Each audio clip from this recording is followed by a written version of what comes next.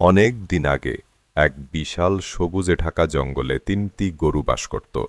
গরুগুলো ছিল সাদা কালো আর বাদামি রঙের। তিনজনের চরিত্র আলাদা হলেও তারা ছিল অটুট বন্ধু।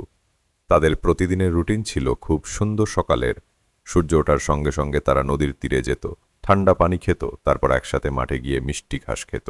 রাতে আবার তারা এক জায়গায় জড়ো হয়ে বিশ্রাম নিত। তাদের বন্ধুত্ব দেখে জঙ্গলের অন্য প্রাণীরাও অবাক হতো, কারণ যেখানে একা থাকলে সহজে বিপদ আসে, সেখানে তিন গরু একসাথে থাকায় কেউ তাদের ক্ষতি করতে পারত না। কিন্তু সেই জঙ্গলে এক ভয়ঙ্কর সিংহ থাকত।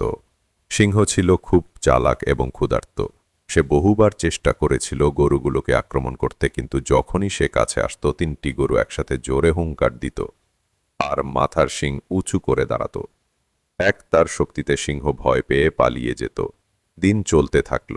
সিংহ ভাবতে লাগল, তিনজন একসাথে থাকলে আমি কখনোই তাদের ধরতে পারব না। আমাকে কৌশল ব্যবহার করতে হবে। একদিন সিংহ প্রথম গরুর কাছে গিয়ে আলাদা করে বলল, শোনো, তোমার দুই বন্ধু তোমাকে ব্যবহার করছে। তারা সব সময় তোমার ওপর ভর করে বেঁচে আছে। যদি তুমি আলাদা হয়ে যাও, তুমি নিজের জন্য অনেক বেশি ঘাস পাবে।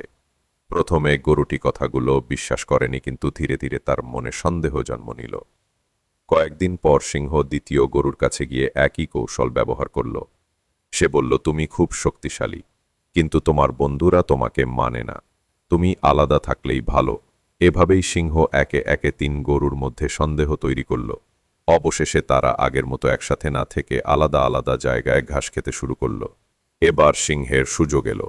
একদিন প্রথম গরুটি যখন একা ঘাস খাচ্ছিল, তখন হঠাৎ সিংহ ঝাঁপিয়ে পড়ে।